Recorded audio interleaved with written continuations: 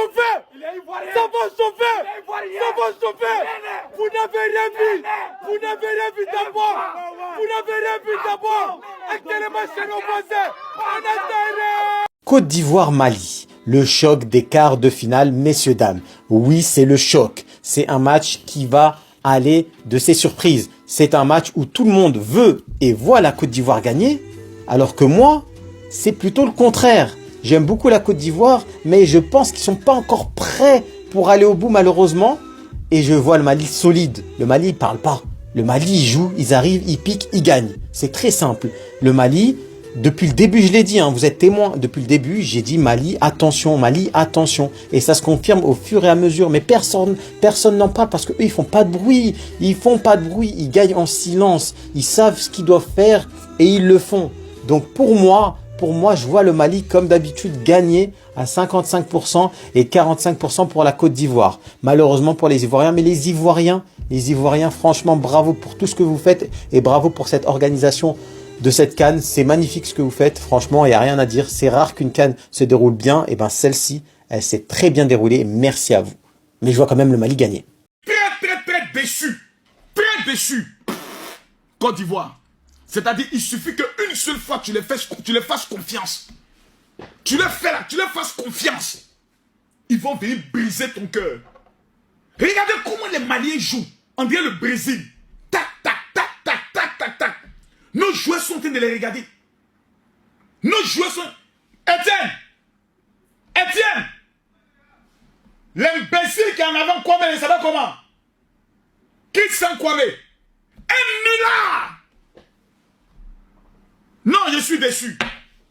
Un nulard, Christian Kwame. Un nulard. C'est seul Mas Gardel qui est en train de se battre. Serge Aurier n'est pas à son poste. Serge Aurier reste sur le côté droit vide. Et ils savent très bien que c'est de là vient toujours le danger. Pourtant, Kessié et Serge Aurier peuvent bloquer cet endroit. Maintenant, on est 10. Kosonou. Vous voyez que Kosonou a provoqué un premier penalty qui n'a pas été sifflé. Un deuxième penalty. Faites sortir Kosonou. Fayenne se laisse. Maintenant, c'est carton rouge. Voilà. Bon, je pense que... Mettez les cœurs, partagez le direct, s'il vous plaît. Je ne vois pas les cœurs. Je ne vois pas les cœurs. Je ne vois pas les cœurs. Je ne vois pas les cœurs. Je ne vois pas les cœurs. Je ne vois pas les cœurs. Tapotez, mettez les cœurs. Non. Kosonou. Vous voyez que Kosonou a provoqué un premier penalty qui n'a pas été sifflé. Un deuxième penalty. Faites sortir Kosonou. Fayenne se laisse. Maintenant, c'est carton rouge. Voilà. Bon. Premier penalty là. J'aimerais dire aux Ivoiriens et aux Maliens. Si vous ne connaissez pas le football, allez vous renseigner. Retour d'une position de hors-jeu, ça veut dire quoi? Il y avait hors-jeu. Quand tu reviens d'une position de hors-jeu, peu importe l'action, tu es hors-jeu, on annule. Donc arrêtez un peu ça. Maintenant, vous avez donné vrai pénalty, vous avez raté. Donc arrêtez d'accuser l'arbitre. Arrêtez de la dire non, l'arbitre, il y a triché. Il n'y a pas de triche dans ce match-là. Il n'y a aucune triche. Le joueur s'est mal comporté, il a pris le carton rouge. Il est sorti. La Côte va jouer à 10. Ouais, tricherie. Une fois que c'est pas en votre faveur, il y a tricherie. Une fois que c'est en votre faveur, le match il est bon. Voilà aussi le petit joueur, mais malien là. Et là, il allait rater le penalty. Ça encore, on va accuser l'arbitre. Ça encore, c'est l'arbitre qui allait tirer encore. Ça, c'est l'arbitre encore qui est allé tirer. Arrêtez ça un peu. Une de toi, la Côte va payer l'arbitre. C'est-à-dire tout, c'est la Côte. C'est Dieu. Voilà, c'est Dieu. Ce match-là, nous ne comptons que sur l'éternel des armées. Nous ne comptons que sur l'éternel. C'est lui seul qui peut nous donner la victoire. Si nous jouons, on ne peut pas compter sur eux. Non, on ne peut pas compter sur eux. On ne vaut rien. Ça, il faut le dire. On ne vaut rien. Disons-nous la vérité. Si Maïssa on gagne, c'est Dieu. Sinon, on ne vaut rien. C'est Dieu seul qui peut nous faire gagner ce match-là. Regardez les petits Maliens. Le côté central, on a perdu ça. Nos joueurs jouent arrêtés. C'est-à-dire, tout ce qu'ils vont faire là, on sait ce qu'ils vont faire. C'est-à-dire, qu'ils vont faire la passe, ils vont donner 1, 2, 3, 4 avant de faire la passe. Tout le monde sait qu'il va se tirer là-bas. On peut gagner comment comme ça? Non, c'est pas possible. La défense malienne n'est pas trop efficace. Faites les centres. On loupe ça. Voilà aussi comme il s'appelle Fofana. Ballon est dans tes pieds. Crochet, donne au niveau de Mas Gardel le pied là. Tout le monde veut marquer. Voilà, maintenant on joue à 10. Les gars, je suis très déçu. Ah, Seigneur Jésus. Non, Malien c'est l'homme. Malien joue ballon. Les petits Maliens n'ont pas de pression. Ils jouent à tête reposée. Ils ont raté un penalty, mais ils sont restés concentrés. Nous, on court derrière eux, au cou, malgré qu'on sait qu'on a déjà 90 minutes, 120 minutes dans nos jambes. Maintenant, on est 10. On est 10, hein. Vous voyez le gardien, il ne faut rien, non. Vous avez vu? On vient de nous marquer 1-0 de suite là. Mais pour le moment, on reste zen. Le match d'abord va finir. On n'a pas le droit de donner nos mots. Mali, Belalou, Mali, Belalou. C'est pas un but à nous faire peur. Littéralement au bord du poteau et il n'y a rien à faire pour le gardien ivoirien. Mais Dédé d'Argelès, il avait tout.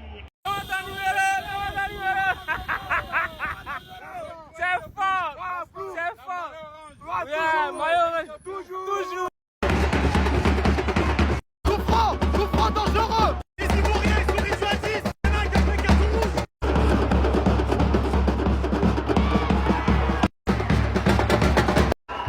C'est raté ce qu'il a dit. C'est raté ce qu'il a dit. C'est raté ce qu'il a dit. Il plaît, t'as raté. T'as fait quoi? Mali, Belalou, Mali, Belalou.